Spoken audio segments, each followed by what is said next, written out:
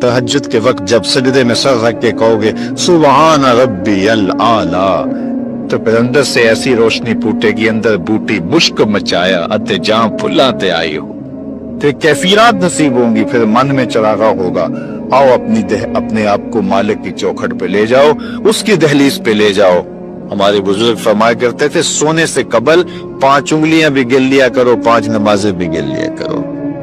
और अगर तहज्जुद नसीब हो जाए, कितने खुश नसीब हैं वो लोग जो सहरी का उठना पा लेते हैं। एक रिवायत में आता, जब सहरी के लम्हे होते हैं तो शौहर उठता है और अपनी बीवी को भी झंझोड़ता है, लेकिन नींद के गलबे की वजह से वो उठ नहीं पाती। खैर ये चला जाता है, वुजू करता है, वापस आते हुए चुल्लू में थोड़ा सा पानी लिए आता है और अपनी बीवी के ऊपर छिड़क देता है, तो वो भी उठ जाती है और ये मुसल्ला बिछा के नमाज पढ़ने लग जाता है, अल्लाह के हुजूर सजदा रेज़ियां करता है। और वो भी जल्दी से वुजू करके उस मुसल्ले के साथ मुसल्ला बिछा के खातून भी नमाज पढ़ने लग जाती है। तहज्जुद के सजदे हैं, सहरी के लम्हे हैं, रात की तारीकियां हैं, कोई देखने वाला नहीं है। 2 मुसल्ले बिछे हैं, एक पे शोहर खड़ा है, एक मुसल्ले पे बीवी खड़ी है। रब की दहलीज का नौकर और उसकी चौखट की बादी दोनों सजदा रेज। हदीस में आता है, जब ये सजदे कर रहे होते हैं अल्लाह देख के मुस्कुरा रहा होता है, अपनी शान के मुताबिक मुस्कुरा रहा होता है कि देखो मेरा बंदा और मेरी बंदी मेरे लिए सजदे कर रहे हैं। फिर कितनी रहमतें बरसती हैं, कितनी करम नवाजियां होती हैं। जरा अपनी सहरियों का आगाज सजदों से करो, फिर आपको किसी बाबे के पास नहीं जाना पड़ेगा कि जिन आ गया, भूत आ गया, हमारे घर में साया हो गया, बदरूहों का असर हो गया, किसी ने तावीज डाल दिए, जादू कर दिया, टूना कर दिया। तहज्जुद के सजदों से अपने मुसल्लों को आबाद तो करके देखो, तुम्हारे घर पे छम छम रहमतों का नज़ूल होगा, करम नवाजियां उतरेंगी तुम्हारे घर के अंदर, अनवार बरसेंगे। आओ उसकी चौखट पे आओ, उसकी करम नवाजियों के रंग देखो कि वो कितने करम नवाजियां करता है। फिर रिज़्क़ के दरवाजे भी खुलेंगे तुम्हारे लिए, रहमतों के दरवाजे भी खुलेंगे, सुकून और तमानियत के दरवाजे भी खुलेंगे, अंदर से रोशनी फूटेगी। तो कहा हर जान ये देखे उसने आने वाले कल के लिए आगे क्या भेजा है। फिर कहा वत्तकुल्लाह, और अल्लाह से डर जाओ। फिर दोबारा वही तलकीन की। फिर इरशाद फरमा इन्नल्लाह खबीरुम बिमा तामलून, जो तुम करते हो तुम्हारा रब उससे बाखबर है, तुम उसकी निगाहों से पोशीदा नहीं हो। आज कहीं लिखा होता है ना, खबरदार कैमरे की आंख देख रही है, तो लोग सीधे होकर बैठ जाते हैं। कैमरे की आंख देख रही है, कैमरे की तो लाइट भी बंद हो सकती है, उसका सिस्टम खराब भी हो सकता है, लेकिन जो रब के कैमरे लगे हैं वो सिस्टम कभी खराब नहीं होता।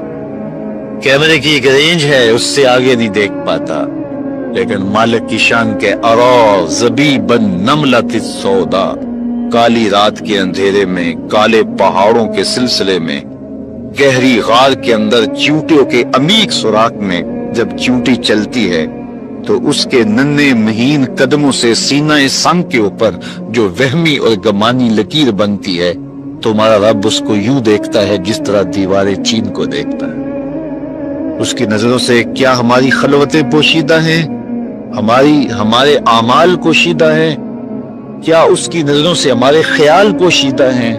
दरवाजा मुकफ्फल करके अगर हम गुनाह करेंगे तो क्या मालिक से पोशीदा होंगे? लोगों से तो पोशीदा है, लेकिन मालिक से पोशीदा नहीं है। ये यकीदा जम जाए तो बंद कोठरी में भी जुर्म नहीं हो सकता।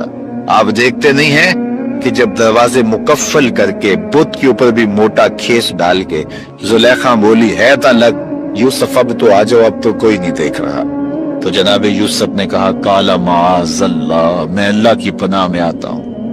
तू अपने इस बेजान बुत और मुजस्मे से भी हया करती है, और इसके ऊपर भी जो देख नहीं सकता पर्दा डाल लिया है, और मैं उससे हया न करूं जो 7वीं कोठरी में भी देखता है।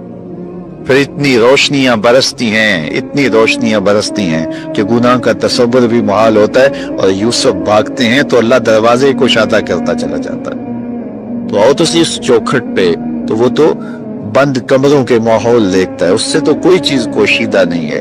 ये यकीन उतर जाए, रूह में जम जाए, तो फिर जिंदगी सवर जाती है। और मैं आपको एक और बात कर्ज करना चाहता हूँ कि बतौर सुन्नी आप तो ये भी अकीदा रखते हैं कि रसूल करीम की निगाहों से कुछ पोशीदा नहीं है, तो क्या ये अकीदा 3 घंटे के मुनाजरे के लिए रखा हुआ है कि अमल पे भी इसका कोई असर है? اگر عمل پہ کوئی اثر ہے تو پھر بند خلوت کدے میں بھی جرم کرتے شرم آئے کہ رسول اللہ کی نگاہوں سے تو کچھ پوشیدہ نہیں ہے، پھر ہماری خلوتیں جو ہے وہ پاک ہو جائیں، ہماری جلوتیں پاک ہو جائیں، ہم رسول اللہ کی نگاہوں سے بھی پوشیدہ نہیں رہ سکتے۔ ان کی نگاہیں دوربین بھی دیکھتی، ہمارے رب کی نگاہیں بھی دیکھتی، حضور اللہ کی عطا سے دیکھتے ہیں۔ تو جب یہ عقیدے جم جائیں گے، روح میں اتر جائیں گے، تو زندگی میں نظم پیدا ہو جائے گا۔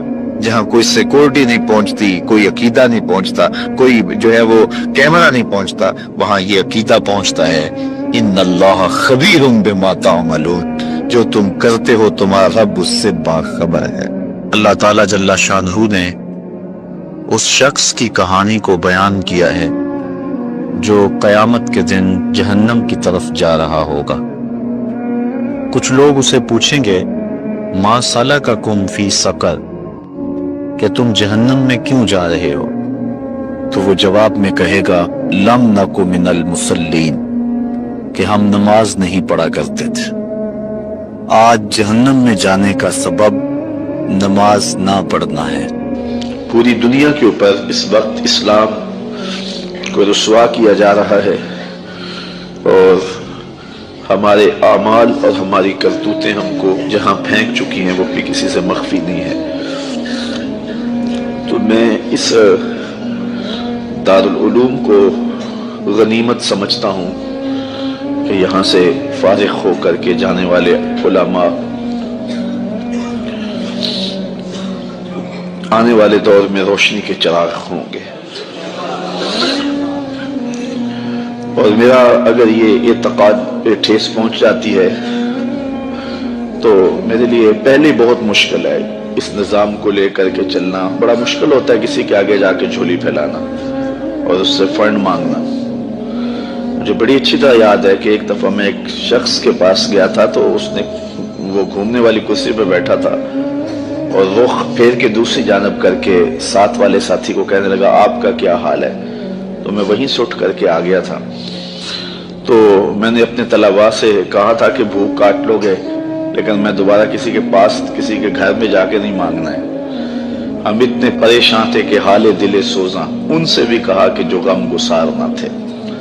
خیر میں نے ایک بات اس کو ضرور کہی تھی، میں نے اس کو یہ کہا تھا کہ میں اللہ کے فضل سے اپنی ذات کے لیے ایک پائی کا بھی روادار نہیں ہوں۔ یہ سوکھا کام نہیں ہے، بڑا مشکل کام ہے۔ میں اس پورے مجمع میں کہہ رہا ہوں، پوری دنیا میں کہتا ہوں کہ کوئی ایک شخص بھی اٹھ کر کے میرا طلب کرنا تو دور کی بات ہے، میرے رویے کا لالچ بھی بتا دے تو میں دین کا کام کرنا چھوڑ دوں گا۔